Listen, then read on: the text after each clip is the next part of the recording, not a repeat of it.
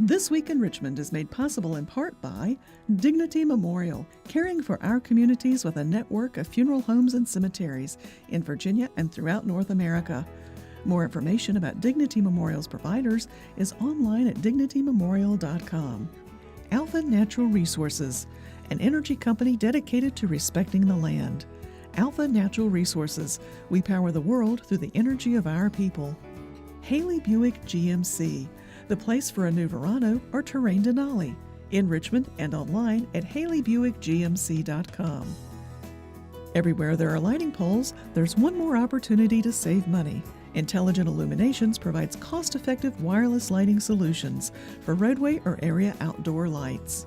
Kanawha Valley Arena, Virginia's cowboy town, hosting an array of events from Civil War reenactments to diesel truck pulls. More information online at virginiarodeo.com. The Virginia Chamber of Commerce, the voice of the Virginia business community, working in legislative, regulatory, and political arenas to promote the free enterprise system. So what do you do? Information about getting involved in advanced technology careers, making everything from clean energy to life-saving medicine, is available at dreamitdoitvirginia.com. Additional support is provided by these sponsors.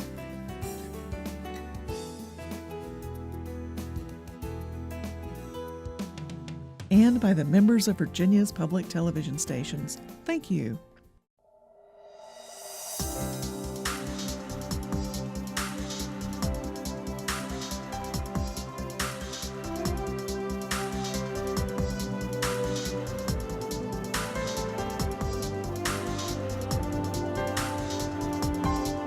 Welcome to This Week in Richmond, and a very special welcome to two members of the class of 2014. Delegate Scott Taylor, Delegate Marcus Simon, thank you both for being on This Week in Richmond, and eager to have you talk with our statewide audience about issues, bills that you've put in or bills that others have. And Marcus, we'll start with you and then with Scott, and then you're welcome to talk back and forth. Sure. As for the time that we have. Well, thanks, Dave. I appreciate the opportunity to do this. So I've got a number of bills in as we're working our way through sessions. Some of them are starting to work their way through committees and subcommittees. But the bill that I've put in that's really sort of garnered the most attention is a bill on what's come to be known as revenge pornography, or the unlawful dissemination of images, sexually explicit images of another, with the intent to embarrass or cause them what we say in the bill with the intent to cause them substantial emotional distress. This is a sort of a growing problem and a growing phenomena. It's interesting when I talk to some older folks about it, they kind of don't understand why we're making a big deal about this and what the big deal is, and people just sort of ought to know better. And then when I talk to younger people, they're like, oh yeah, this is a real problem, and this is something that the state really needs to take care of. So it would make it a crime to post sexually explicit images of another person, usually images that are obtained during the course of an intimate relationship. So people that may be in a long-distance relationship for whatever reason, they exchange photographs or videos sometimes, which they expect are going to be private, for the use of their partner only, and they hopefully expect to be deleted. Then that relationship ends, and sometimes it ends with some bad feelings on one side or the other. And these images are used essentially as a weapon to harm the person that sent them. And so what my bill would do would be to make that a misdemeanor, make it a crime for someone to post those kinds of images. And what about some of the legislation that you're carrying? Sure. Well, I think I'm going to segue right into a legislation that has to do something with it. I think that because we're, of course, newer members and a little bit younger, we understand some of the things that are happening in the cyber world. And I actually have a bill in right now that there's statute right now that says that if you can harass somebody via online with harassing emails and things like that. But really, there's nothing in the code that deals with harassment by taking your identity, creating a Facebook page of you, David, and then making it look like you have done some pretty wrong things and potentially impeding employment for you if employers are looking online to see what your reputation is there and other things like this. And you're seeing that around the country where young folks are killing themselves and things like this. So I have a crime that creates a minimum jail time, basically, for if you harass somebody in the way by creating a profile for them and ruining their reputation, basically. But the number one reason why I'm here and what I campaigned on was economic development and jobs. So I have a series of legislation that really takes care of getting Virginia on the forefront of capturing that energy, that natural gas, and using that cheap energy source to create jobs, grow our economy, do better things for our environment, and using that abundance that we have here in America. Natural gas is a regional or a local market as opposed to a world market like oil and diesel, which fluctuates if Iran does something with the Straits of Hormuz tomorrow. It's more stable. So my bills do things such as develop workforce development, allow localities to convert their vehicles to use that cheap energy source, create infrastructure for public stations, and then also make sure that the tax is correct, the tax rate on the natural gas itself for a transportation fuel. So those are some of the things that I'm working on. We've got some exciting bills certainly that you're working on. We didn't tell our viewers, Fairfax, part of Fairfax and Falls Church, part of Virginia Beach. Right in the middle of Virginia Beach, Yeah. 85th District, downtown. Different regions and different parties, but again, working together on, Sure. on some important issues. Other bills that you're working on? Well, sure. Similar to what Scott's doing, I mean, economic development and jobs were a big priority and a big part of my campaign. And even though we may be geographically far apart, I think we probably have fairly similar districts as far as urban density goes and things like that. And one of the big issues in our area is education, and specifically science, technology, engineering, and math, so the STEM field. And so I've got a bill in that will require the Secretary of Education to develop some matrix and a report to deliver annually on the status of STEM education across the Commonwealth. So right now we've got it going on. Various local governments and local school boards and things, higher ed, are all working on it. So what this would ask the Secretary of Education to do is to sort of come up with a comprehensive report on the state of STEM education in the Commonwealth, develop some measurements so we can tell how effective they're being. It's one thing to label something as STEM, but it's another thing to sort of measure the effectiveness on what that's supposed to do. Are we turning out people that have competences that can get jobs and be employed in those STEM fields? Are we starting to meet the demand of employers? Or are we just, again, labeling things STEM because it's sort of a feel-good measure? So my bill would have the Secretary of Education pull all that together, report once a year to the General Assembly and the Governor so that we can keep tabs on how that's going and make sure we're using our educational resources effectively there. What committees are you all serving up? Sure, I'm serving on Transportation Committee, which, as Marcus said, we have similar problems, I think, in those areas. So for my region and district, me on transportation is a good thing. And I'm also serving on county, cities, and towns. And I'm on Science and Technology, which is helpful, again, with a lot of high-tech businesses concentrated in Northern Virginia and the Dulles Corridor, which is right in my backyard, and Militia and Police, which has been interesting for me. It handles a lot of gun violence prevention measures. They don't always get out, but they're heard there. It also has to do with some real run-of-the-mill issues with policing and sheriff's offices and jailing and things like that. And so I have a local government background, and so I find that helpful in that committee as well. So the bills that you all have, that each of you has, that's somewhat similar in way, they go into science and technology. Do they go courts of justice? How are those bills faring? I mean, it all depends. I mean, my natural gas bills, we have 3 now that have made it out of subcommittee unanimously. So I presume That's good. That's maybe good. it's a bold assumption, but Yeah. I assume that they will make it through. They've gone out unanimously, and I think they're bipartisan type measures that deal with economic development and using that energy source, and then of course better for our environment than diesel. So those have moved through quite nicely, and I'm definitely happy that that's happening. Good. And so my criminal law bill was in courts of justice, and so it's a fairly thick docket there, and so it's still awaiting a hearing. Although the chairman of the Courts of Justice Criminal Subcommittee has a very similar bill to mine, which addresses many of the same issues. So the bills will probably be merged, and again, with the support of the chairman of the committee, I think it stands a pretty good chance of getting out in some form. My other bill is going to be heard on Thursday. I have a subcommittee meeting for the STEM education bill. Some of the bills that I've put in have not met the same fate as Scott's, but it's a sort of a tale of two parties.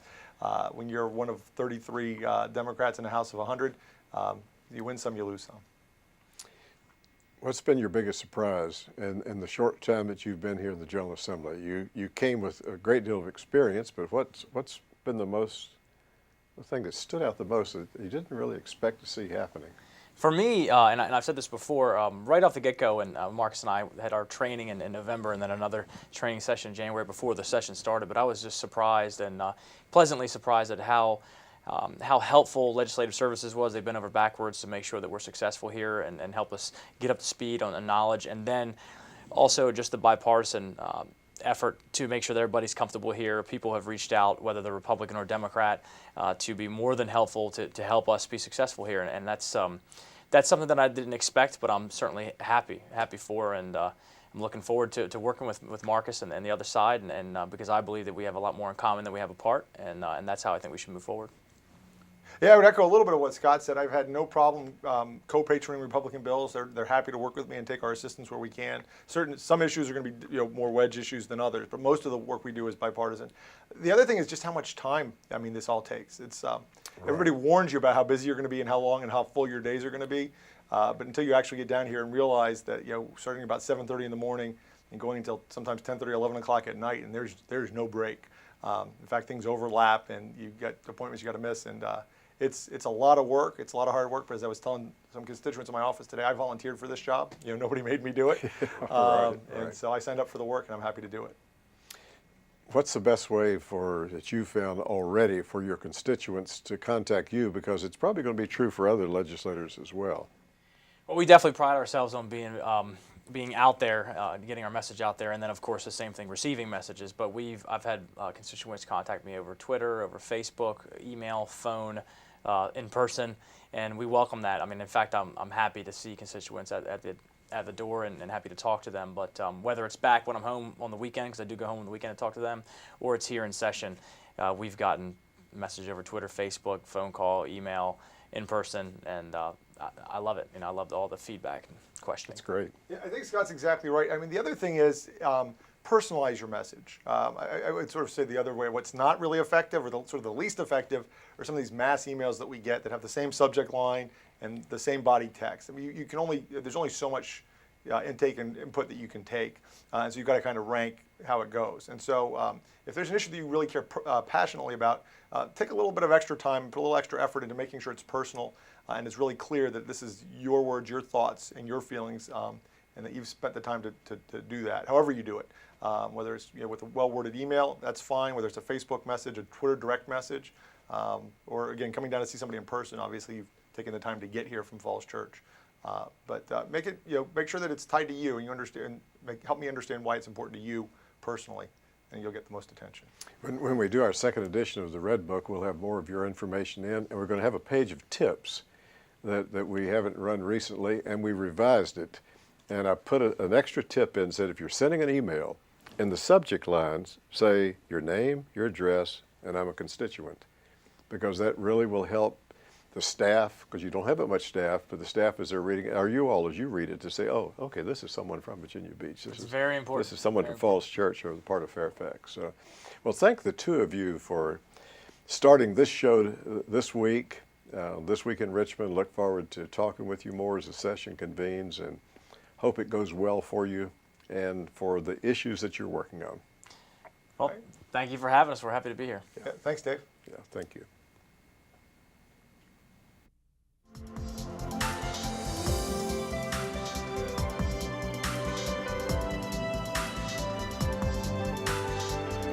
A very special welcome to another member of the class of 2014, one of 15 members, and we really appreciate your being with us, Delegate Michael Futrell from Prince William County. Yes, sir. And I think it would be interesting if you would even start, before you start talking about some of your legislation and some of your experiences already here at the General Assembly, about how you got involved, because it's a message to our viewers, to some of the young people and the others who'd be watching, but how you got involved and why you decided to run. Well, absolutely. First off, thank you for having me. Yes. It's great to have the opportunity to sit down here and kind of talk back and forth with you. How I got involved in politics as a whole. Initially I run a nonprofit organization in my area, so I work with a lot of the youth. Initially, members within the community reached out to me. They said, we'd like you to run for this new seat that's just been put together. And I said, well, it sounds good. And they said, well, let me ask you, because at the time my wife and I were engaged. And they said, let me ask you, can you move your wedding? Probably not the right time for me. Yes. But with that, they reached out to me and said, well, Michael, we'd love for you to take over the Young Democrats of Prince William County. You do great with the youth, and we would love for you to start that up. We really haven't had one in the past, so we'd like you to be a part of it. So myself and my co-chair got together, and I sat down with the chair of the party, and I said, I want to let you know, I said, I'm willing to do this, but for me to do this, the thing that you need to understand is my goal is not to create more Democrats. My goal is going to be to educate as many people as possible. And if after they get all the information, they decide that they're Republican, high fives, stay involved, knock doors, and stay relevant. And that's the same process that we took. And with that, if you look at our books, we went from 2 people on our books to 650 people on our books by following that same concept. So hopefully we can continue to push and get more and more of our youth active and our young people active, because that's the way, if you see how this country is starting to progress, we're a lot younger. Yes. And with that, we'd like to have more representation. So, it's an honor for me to be a young Democrat, and quite possibly the youngest ever elected African American in the Virginia General Assembly. So 2 years later, then you decided you would run. Yes, it felt like the right time. My wife and I had been married. Since then, we had our young son. I'd been very, very active, and I was doing so many things in the community already. And you put yourself in a scenario where you hear so many people reaching out to you and wanting to have a voice, and they didn't feel like they had a voice. And they said, "Oh, Michael, we would really appreciate it if you run." And I said, "Well, you know what? At some point, you have to stop being reactive and start being proactive." So we sat down, my wife and I, as a family, and we decided that this was the time. I hadn't really run the numbers, but I'm sure if someone did a study of the past election, they would find that there was a tremendous number of young adults who were running for the House of Delegates, probably more than in previous elections. Yes, and there were quite a few. And it goes to show that young people are staying active. They are paying attention. And for years it had been discounted because people said, well, you know what, they just don't come out to vote. And that's one of the things that we wanted to show. We wanted to show that people will continue to fight for what they believe is right for them. So to see so many young people come out and be a part of this, it was very exciting. So let's talk now then some about legislation that you're working on this session. Well, that's great. As I told you, we wanted to make sure that we fought for those things that we started off with. We said we wanted to be a voice for the voiceless. And our legislation hopefully backs that up with the conversations that we had. When we were on the campaign trail, there were things that we talked about. We wanted to be a voice for military and veteran families. We wanted to fight for teachers and education and our kids, and that's what our legislation shows. Some of our legislation that we've put in, removing, and this is House Bill 777, it removes the state taxes off of veterans' retirement. And since then, Delegate Kilgore has also picked up on House Bill 1021, I believe, and I'm also a chief co-patron on that bill. So, it was great to find things that we could agree on. We hear a lot of the differences between Democrats and Republicans, but just like I tell everyone that comes and sits down in my office, we usually have a general idea of what separates us. But my question is, where do we agree and how can we move forward with that? So it was great to find someone like Delegate Kilgore with that. Another big thing for us was House Resolution 95. With that, it was our regional innovation business councils. Now, what this actually does is it brings together your business leaders, your community activists, and your educators, and it sets them at a table and it says, okay, what are going to be the jobs and the skills of the future? So now every decision that we make from this moment on is to reach that goal. Because what we want to do is we want to encourage businesses to come to Virginia because they can trust that the skill set they're looking for is going to be met right here. Where I live at, you see a lot of traffic that travels up 95 headed north. But we'd like to see some of that traffic heading south towards our way as well. So that was a very big one for us, as well as the one that we have coming up on Thursday is a disaster relief fund. And with this, if you remember in 2011, following the earthquake that we had in Virginia, we followed that up with Tropical Storm Lee. And over 500 families were impacted in Prince William County. And so what this does is it set aside monies that will specifically go to families that are in need. And this is, of course, our last resort. This is in areas where FEMA is no longer going to be an opportunity for us. So what this does is, this is already in place. It actually keeps that money there for us to have as a backup if we ever run into these scenarios. And when you talk to the families that were impacted by Tropical Storm Lee, they can tell you how important things like this are. So it's great for us to have this opportunity. And of course, some of our voting ID laws, which fit right in when I think you and I had discussed before, I was the vice chairman to the election task force in Prince William, Yes. where they looked into why we had the long voter lines.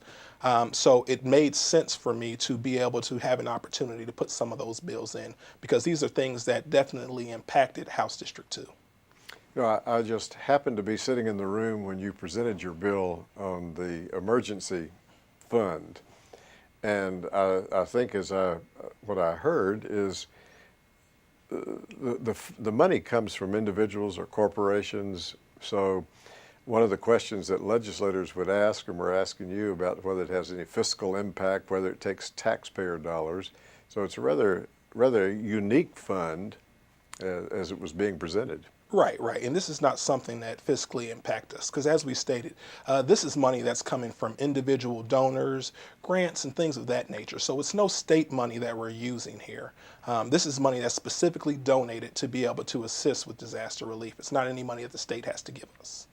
Yeah, one of the other interesting questions that was asked about the money going to nonprofits, and I think one of the members of the committee was saying that the Constitution, as it's been interpreted, prohibits making a direct contribution to a nonprofit. Right. But again, I think you and the staff had an answer for that question as well. Absolutely. And this is not just monies given to them to say, hey, go out there, do what you want, and run with it. But it's for specific goods and things that would go directly to the family. So it's not an exchange of hands of money. So it did not fit that criteria for which the question was asked. Right.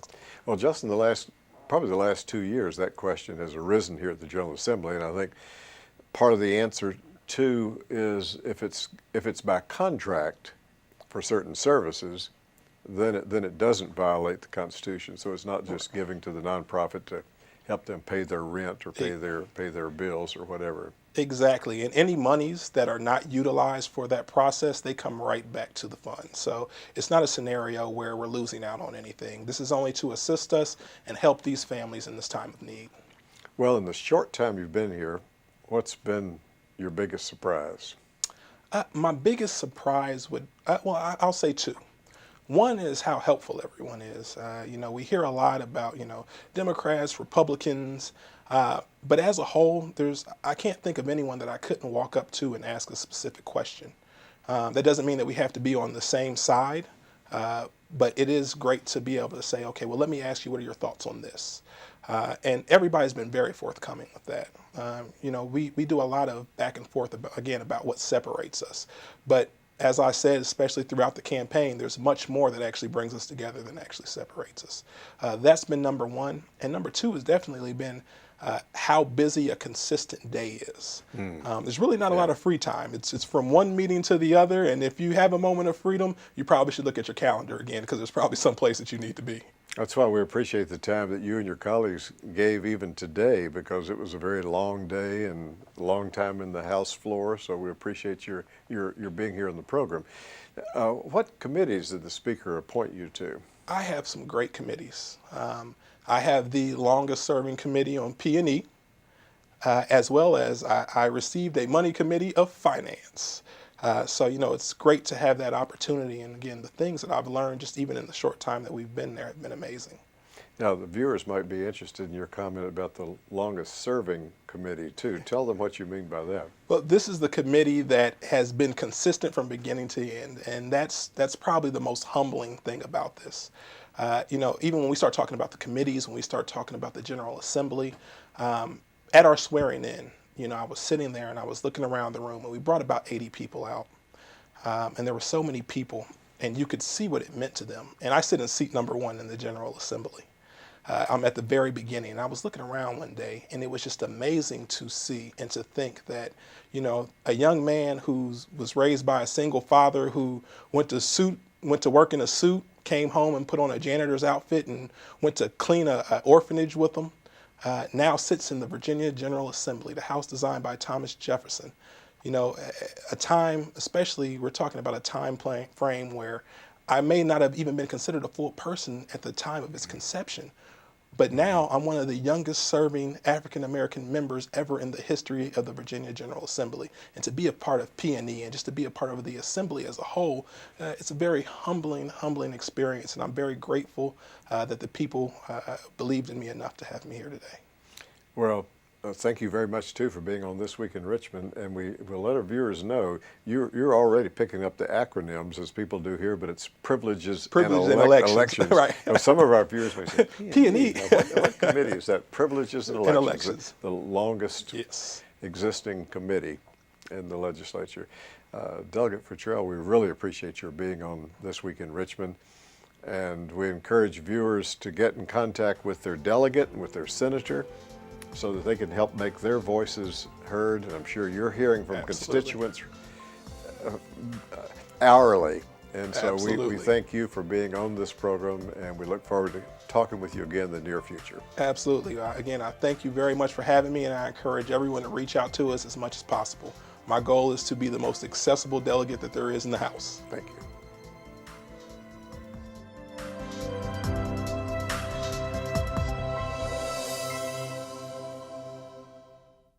This Week in Richmond is made possible in part by Dignity Memorial, caring for our communities with a network of funeral homes and cemeteries in Virginia and throughout North America. More information about Dignity Memorial's providers is online at dignitymemorial.com. Alpha Natural Resources, an energy company dedicated to respecting the land. Alpha Natural Resources, we power the world through the energy of our people. Haley Buick GMC, the place for a new Verano or Terrain Denali, in Richmond and online at haleybuickgmc.com. Everywhere there are lighting poles, there's one more opportunity to save money. Intelligent Illuminations provides cost-effective wireless lighting solutions for roadway or area outdoor lights. Kanawha Valley Arena, Virginia's cowboy town, hosting an array of events from Civil War reenactments to diesel truck pulls. More information online at virginiarodeo.com.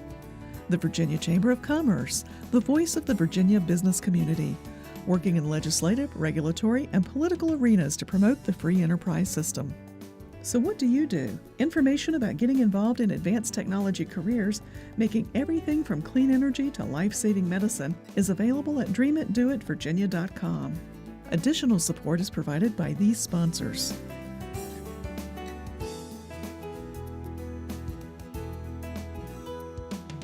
And by the members of Virginia's public television stations. Thank you.